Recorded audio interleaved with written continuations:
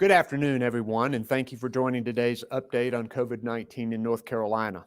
As of today, we have 195,549 lab-confirmed cases, 1,168 new cases reported since yesterday, 905 people in the hospital, and sadly, 3,286 people who have died. We remember all those we've lost to this cruel disease as we keep their loved ones in our thoughts right now. I'm pleased to report that North Carolina continues to remain stable in our key metrics. We want the level of cases to be even lower, which is why safety measures like a mask requirement and social distancing are more important than ever. When we ease restrictions, that means our efforts are working. And to ease them more or prevent us from having to go backward, we need to double down. It means we have to be committed more than ever to what works: wearing a mask, washing our hands, waiting 6 feet apart from others. At the end of next week, the current executive order is set to expire on October the 2nd. Today, we are announcing that because of our continued stability, we plan to take another step toward phase 3 in the coming days if our progress holds. That step will mean larger outdoor event venues will be able to open at 7% capacity starting next Friday, October the 2nd. We share this news today so those outdoor venues with seating capacity of more than 10,000 can begin preparations that are key to safely reopening their doors to have a limited amount of socially distanced fans. We'll continue analyzing our data and indicators as we determine how to move forward safely in other areas that may be included in the new order on October the 2nd. In it, we hope to ease some other restrictions while keeping in place safety protocols like masks and social distancing. As COVID-19 has struck our country and the entire world, we know that many small businesses have faced unprecedented hard times. Most of them want to do right by their employees and their customers, and that has forced tough choices. Today, we offer more help. I'm pleased to announce that my administration will stand up the North Carolina Mortgage, Utility, and Rent Relief Program that will direct $40 million to small businesses. This program will use Federal CARES Act funding to cover rent, mortgage, and utility costs for qualifying businesses. This initiative will offer help to small businesses that lost revenue between April and July because of COVID-19. This assistance will be one of several state and federal efforts that aim to keep people in their homes, on their jobs, as we fight this pandemic's monetary effect on our state. Small businesses are the backbone of our economy, powering our local communities and giving back in so many ways. They deserve our support. And this new initiative can help them weather this tough time. But substantially more help is needed for small businesses, and Congress and the President must act as soon as possible. And I want to take a moment to recognize another group of hardworking people whose dedication to our state is helping us through this pandemic. Our North Carolina National Guard has stepped up once again to support our food banks. Due to continued shortages of volunteers along with record demand for food at our food banks, I've directed the mobilization of 125 North Carolina National Guard soldiers to support at least 10 food banks across our state. I have visited 2 of our food banks in the last few weeks, and they raved about how important the work of these soldiers has been. The need is clear and overwhelming, and that's why I've ordered their activation again. Already, the Guard's food bank operations distributed 5.6 million meals and 322,000 school lunch meals from the pandemic's start in March until last month. It is critical that we keep food banks up and running, getting meals to those who need them. And we're grateful that the Guard members are ready to help our communities and our state. And I'm thankful for all North Carolinians that they're doing their part to prevent the spread of COVID-19. You're going to hear from Secretary Cohen today about another way you can help with our new exposure notification app SlowCOVIDNC. This new app gives us another tool to slow the spread of the virus. We have seen our strength and team spirit on full display these last 6 months. If we keep up our commitment, we can drive our numbers down even more and put our state in position to come out of this pandemic even stronger. Along with Dr. Mandy Cohen, our Secretary of the Department of Health and Human Services, we have the Department of Commerce's Senior Assistant Secretary, David Spratley, and Emergency Management Director, Mike Sprayberry. Cameron Larson and Monica McGee are our sign language interpreters, and Jackie and Jasmine Mativier are our Spanish language interpreters. So I'm now going to recognize Dr. Cohen. Dr. Cohen?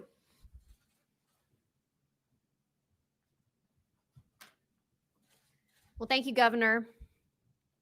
Since the beginning of this pandemic, our local health departments have been working hard to quickly identify and research people who may have been exposed to COVID-19 in order to get them the support and the resources they need to protect themselves and their loved ones. Today, I'm excited to announce a new tool to support that work and help people know as quickly as possible if they've been exposed to COVID-19. Our new SlowCOVIDNC app is now available to all North Carolinians as a free download for mobile devices in Google Play or Apple App Stores. The SlowCOVIDNC app uses Bluetooth technology to let users know if they may have been exposed to someone with COVID-19, helping them to act quickly to protect themselves, their family, and their community. Before I explain how it works, I want to be clear about what it does not do. First, it does not collect, use, or share any personal information. It does not use GPS or know your location. It does not know where you are. It does use Bluetooth, which is like radio waves, and only knows if your phone has come into close range of another phone that also has the SlowCOVIDNC app. It uses an anonymous string of characters that change every 10 to 20 minutes to represent your phone. They are never linked to your identity or location, only to the date and the time. So what does SlowCOVIDNC do to make sure that you can know very quickly if you've been exposed to COVID-19, which is going to help us slow the spread of this virus? Here's how it works. If someone tests positive for COVID-19, they can get a unique, randomly generated PIN to submit into the app. The voluntary and anonymous reporting system will then notify phones with the app that were in close contact to your phone that they may have been exposed in the last 14 days. That allows users to quickly act to protect themselves and their loved ones and their communities. And if you need to isolate or quarantine, the app can connect you with guidance on checking symptoms and getting support. Downloading the SlowCOVIDNC app is easy and free. I downloaded it to my phone last night. It's available in English and Spanish. It lets you play an important part in protecting your friends, loved ones, coworkers, and community. As we move around more, SlowCOVIDNC is a powerful tool to help us slow the spread in North Carolina. And the more people who use it, the better it works. So go right now, take out your phone, go to the App Store, and search for SlowCOVIDNC and download it right now for free. There's also another powerful tool to stay healthy, and that's a flu shot. The flu vaccine is the single best way to prevent the flu and its complication. It lowers your likelihood of getting sick, and if you do catch the flu, it's likely to be milder than if you weren't vaccinated at all. Each year, scientists and health experts develop seasonal flu shots to protect against 3 or 4 strains that research suggests will be the most common during this upcoming flu season. The vaccine works by triggering your body to produce protective antibodies that help prevent the flu. Now is the time to make a plan for you and your family to get your flu vaccine, which also helps us in our fight against COVID-19. Contact your healthcare provider today or visit vaccinefinder.org to find a convenient location near you. So get your flu shot, Download SlowCOVIDNC app. Help us keep North Carolina as healthy as possible. As always, practice the 3 W's: wearing your face covering over your nose and mouth, waiting 6 feet apart, and washing your hands often. Wear, wait, and wash. And whatever your reason, get behind the mask. Thanks, Governor.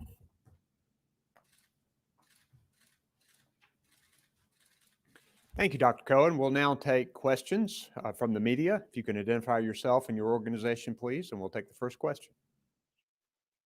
Our first question comes from Rebecca Martinez with WUNC.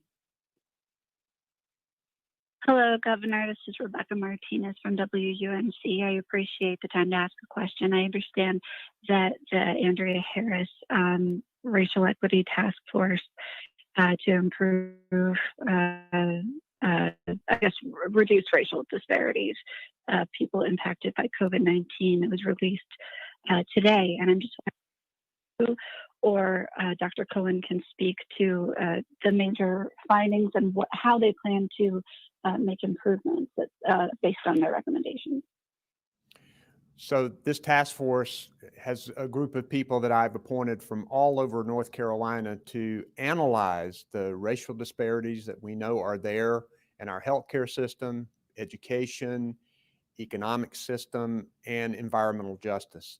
They've begun meeting, going over data, and they're planning to make some recommendations for our administration and likely for the state legislature as well to help us attack this.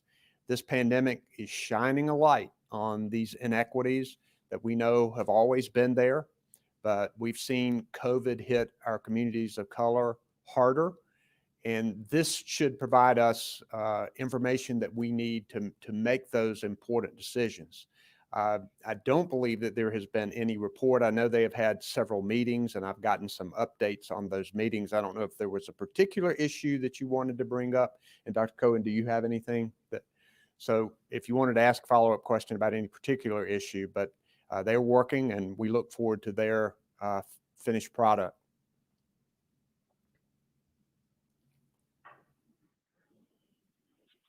Follow-up from Rebecca Martinez, WUNC. Thank you very much. I'm sorry about that. So, today they were discussing options around access to healthcare, economic opportunity, and business development, et cetera. I guess I understand that they're speaking a lot about topics that are important, and I'm just wondering if there's been, do they have clout to decide how their goals will be met when they're available? Well, they will make recommendations at the end of the day. And we hope that one of the reasons I appointed this strong task force, not only did I want them to make recommendations, I wanted them to help implement them. And some of the recommendations may be able to be done administratively. Some may be able to adopt some safeguards or regulations that would help. Some recommendations may need specific legislation in front of the General Assembly. We'll take all of that when it comes from their report. And we obviously do not want this to be a report that stays up on the shelf. We want it to be active. We want to be engaged in these issues. And we look forward to trying to implement the recommendations when we have them from this task force. Next question, please. Our next question is from Michael Perchik, WTVD. Good afternoon, Governor. This is Michael Perchik with ABC 11 in Raleigh. Thank you for your time. It's a two-parter. At this point, do state health officials see any outbreaks related to gyms reopening, museums, aquariums, or playgrounds reopening? And based off that data, what does that lead you to believe moving forward for the potential reopening of bars, nightclubs, and movie theaters? All of these specific places and events have different levels of risk, and the health experts have made recommendations based on the various levels of risk. And the people of North Carolina, most of them have been working really hard to get our numbers stabilized. The more that happens, the more we can ease restrictions and the more that we can do. And I'll let Dr. Cohen address that specifically. Dr. Cohen?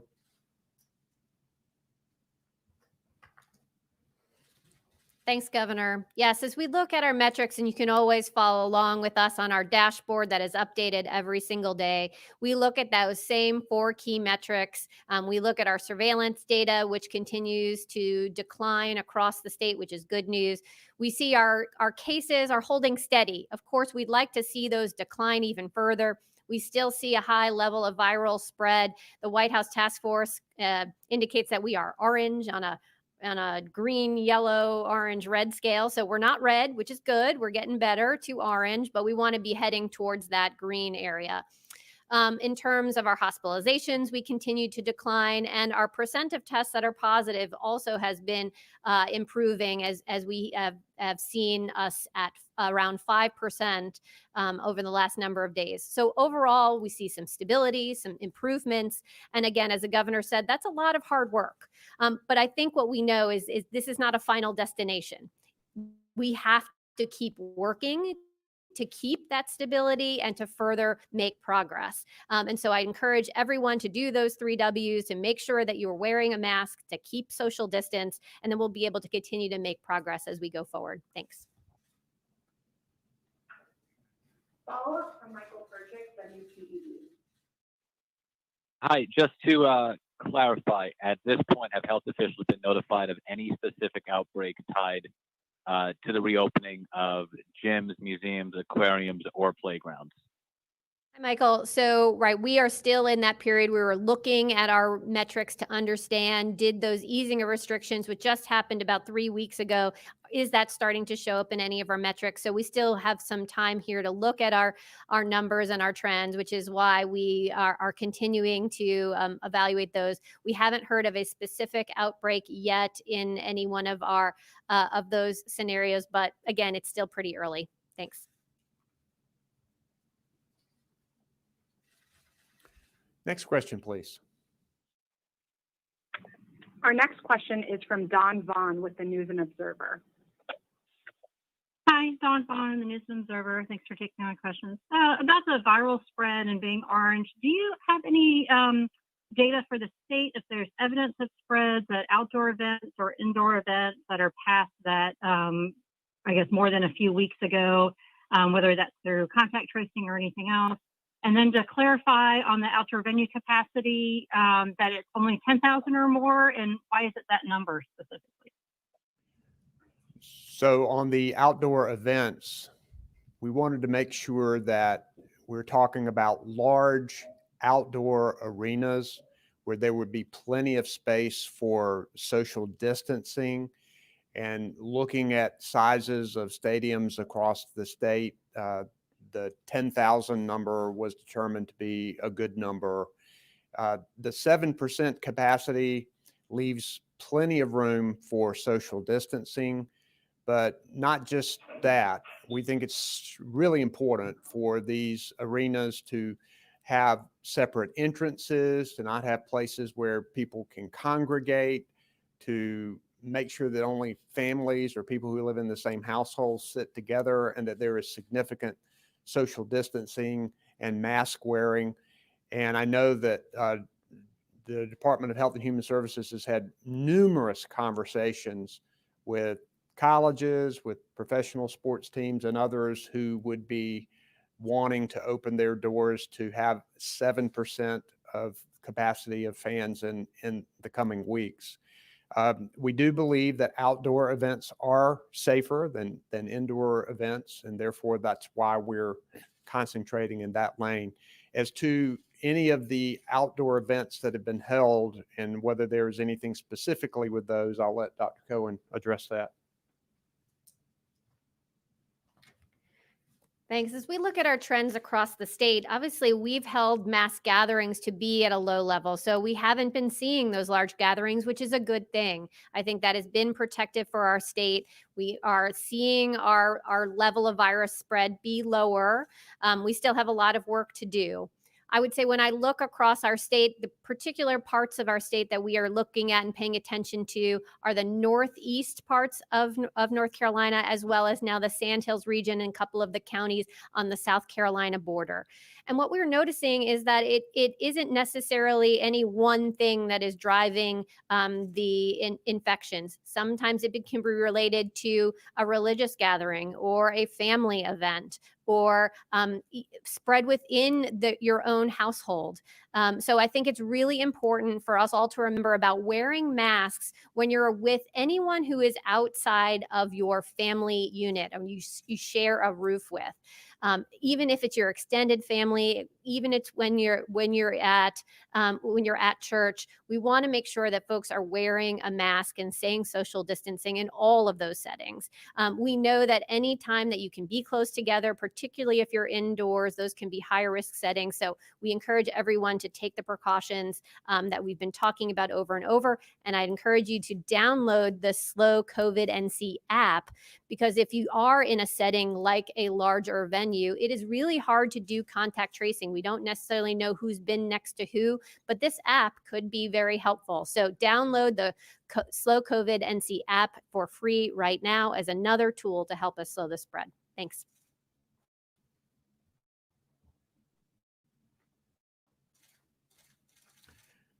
Question, please. Follow-up from Dawn Vaughn, News and Observer. Hi, thanks for taking the follow-up.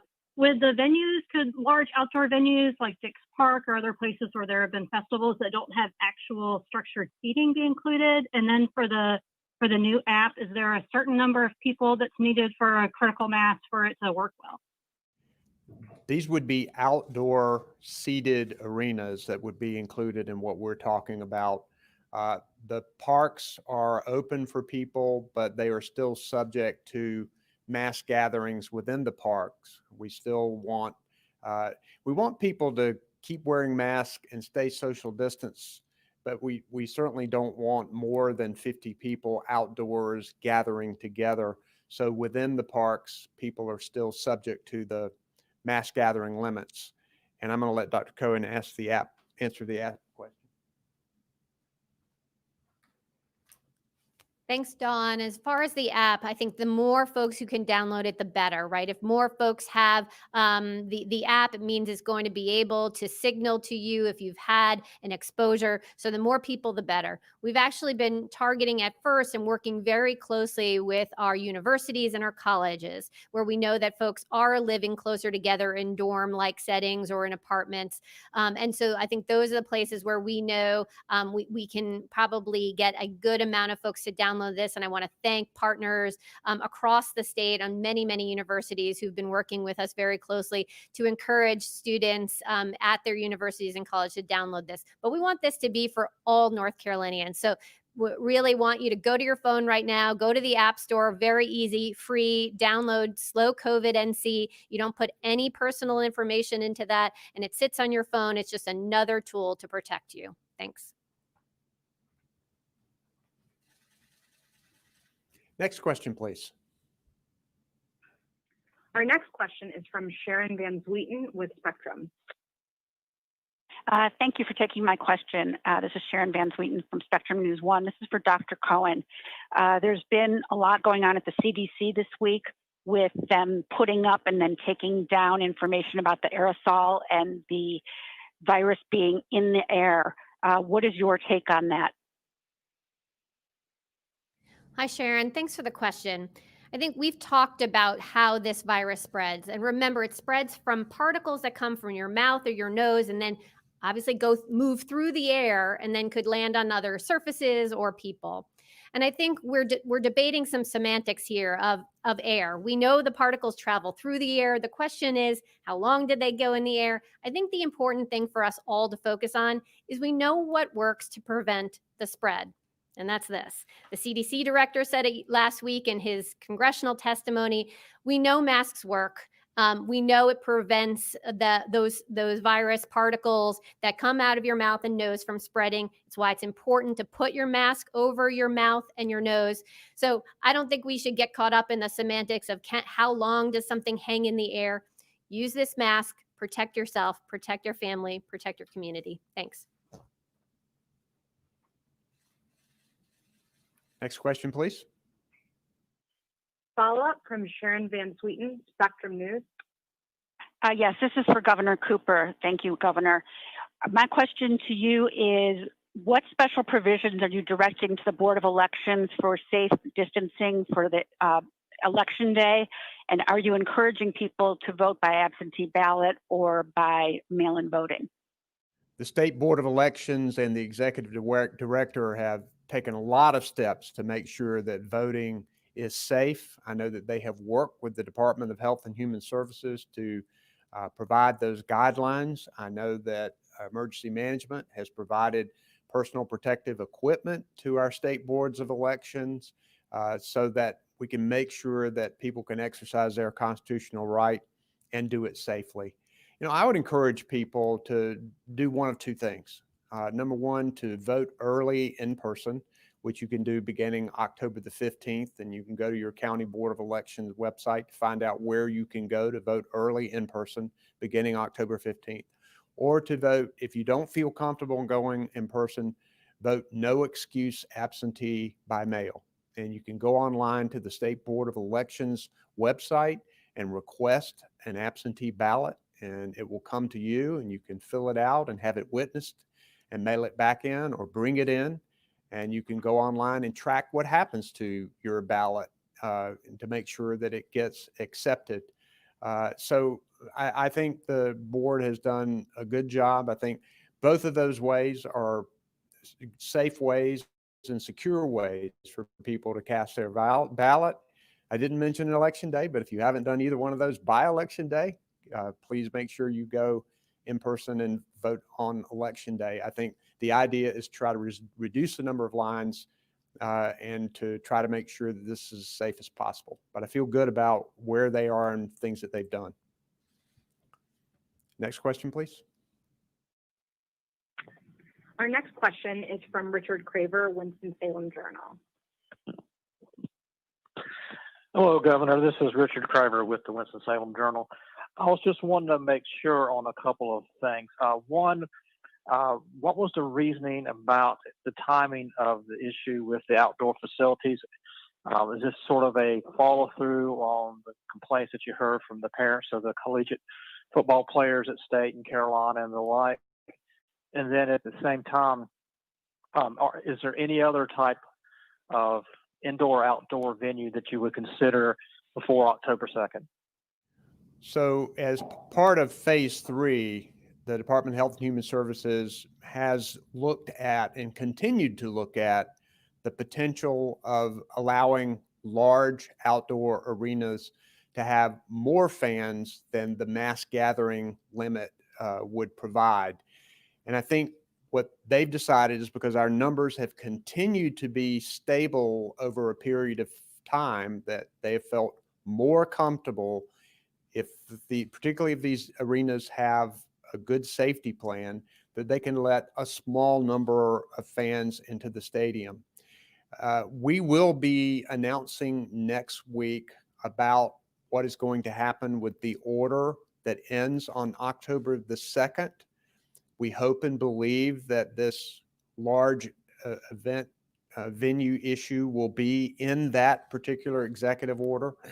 The reason we chose to announce that today is because we've heard from these venues that they need time to print tickets, to tell their fans the procedures of all that has to go on in order to make sure that everybody is safe.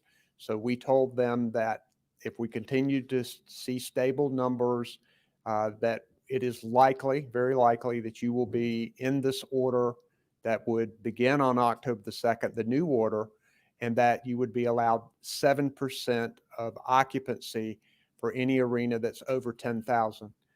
There may be other issues that will be addressed in the next order. We hope that that will be the case, and we're continuing to analyze the data and are making decisions about that. And I would expect an announcement on that sometime the 1st of next week. Got anything you want to add to that, Dr. Cohen? Okay. Next question, please. Our next question is from Rose Hoban, North Carolina Health News. Hi, Governor. Secretary Cohen, thank you for taking our question. This morning or yesterday, the Inspector General at the Centers for Medicare and Medicaid Services released a report noting that North Carolina has been lax in its oversight of nursing homes related to safety and emergency preparedness. They found a number of instances of noncompliance with safety requirements, et cetera. You know, given that we've had a high death toll from COVID in the state's nursing homes, what's the plan about better enforcement of safety regulations in these facilities? First, one of the hardest things about this pandemic has been the loss of life in our nursing homes. And I know that all of us take that seriously. It's one of the reasons why our administration has provided testing, personal protective equipment, making sure that nursing home facilities are inspected. And the efforts that our administration has taken has even been cited as a national model in some instances.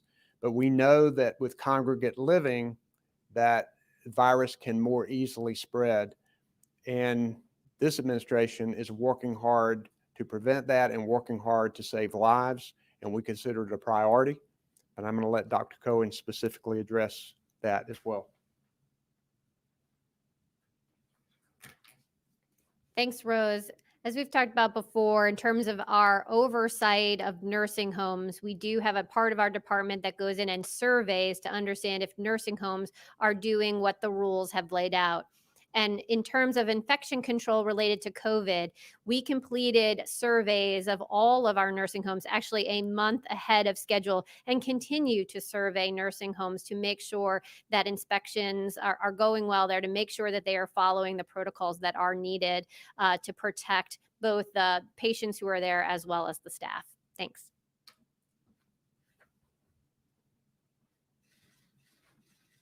Next question, please. Follow-up from Rose Hoban, North Carolina Health News.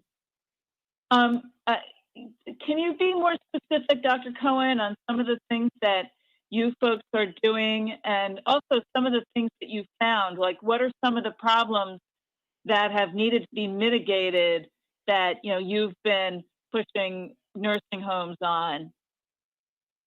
Thanks, Rose, for that. I'd have to go back to the team to have them follow up with you on the specifics of what we found. I know that there have not been any citations that have required us to do an injunction of any of the nursing homes, but certainly I know we've had citations where we asked them to improve their infection control protocols, but we'd be happy to go back and do that. As you know, that's publicly posted.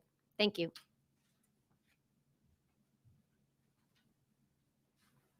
Next question, please. Our final question is from Brian Anderson with the Associated Press. Hi, Governor. Hi, Dr. Cohen. Thank you so much for taking the time. Good to talk to you both. Governor Cooper, Senate candidate Cal Cunningham recently said he'd be, quote, hesitant to take a coronavirus vaccine due to what he feels was a rushed process under the Trump administration. Do you share that skepticism? And secondly, we know that of the 4,000 college students that have tested positive, Dr. Cohen's department told us last week that only one individual was admitted to a hospital. And we also know that there's very minimal cases in these school settings, with just 50 cases, 9 clusters, and no deaths. What science can you say that says it is okay for 5th graders to come back for daily in-person classes, but not 6th graders? Well, first, I would take a vaccine for COVID if it is approved by the FDA. But whenever it's my turn, I know that we're going to be coming forward with a vaccine plan, and the frontline healthcare workers and seniors and others will be part of that plan. But I think that there are a lot of eyes that are going to be on the data that comes about from testing vaccines. And I've talked to Dr. Cohen about it. She's talked to people all over the country. Obviously, there's a lot of desire for a vaccine, and but also a lot of desire to make sure that that vaccine will be effective and safe. So yes, I think it's going to be important. And one of the things that's going to come out of all of this is we got to make sure that we continue our efforts getting people vaccinated, not only for COVID-19 when it comes, but all other diseases that are out there. We particularly with our children not in school, many of them have not gotten vaccines that they need. We need to make a real push in order to make sure that we're protecting people's health.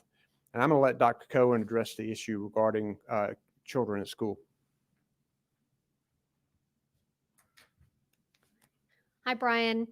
As we talked about last week, when we talked about K through 5 and allowing K through 5 to be able to move forward with a plan B, meaning that you can have slightly more kids in the classroom. The reason we made that differentiation was based on a number of studies that we've been looking at. Some are international, some are here in the United States. The biggest study was done in South Korea that looked at different ways in which virus spread amongst what it seemed to be like kids under the age of 10, which corresponds to 5th grade, and then children 10 to 18. And it does seem that kids who are over the age of 10 seem to spread the virus more similarly to adults, whereas younger kids seem to spread the virus less often. They get it less often, they get less sick, and they spread it to others less often. Doesn't mean not at all.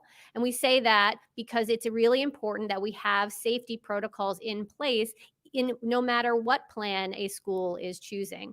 I think it's really important as we think about school reopenings that it's not just about the metrics, it is about those safety protocols. And no matter whether you're choosing plan A or plan B, that there are extensive safety protocols that take time and work to implement and are very important, and I think protect both our students and our teachers.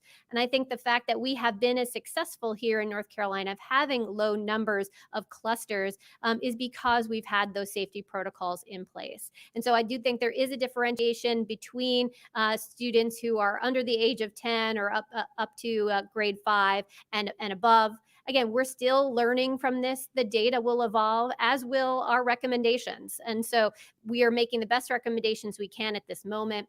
I think the other piece I want to point out is also about the benefits. We talk about the risks a lot, but remember, as we think about the benefits of in-person instruction, we also have a lot of data to show that in-person instruction has a lot of benefits, particularly for our elementary school children, which makes sense. They're not quite as savvy with technology. I'll say my first grader is an okay reader, but not a great reader yet. She's still learning to read instead of reading to learn.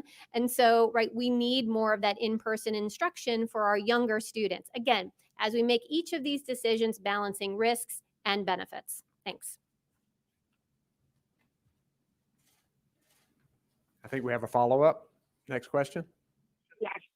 Yes, follow up from Brian Anderson with the Associated Press. Yes, thank you. As I'm sure the two of you can attest to personally, the nose swab test can be a bit uncomfortable, and we've seen increased interest in the saliva test.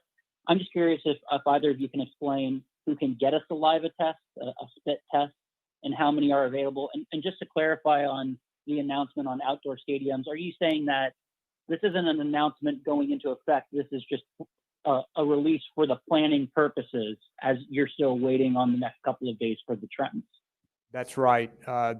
We plan for this change to be included in the order that would take effect October the 2nd. So we're not talking about any changes until October the 2nd, and also with the caveat that our numbers continue to look good until that time.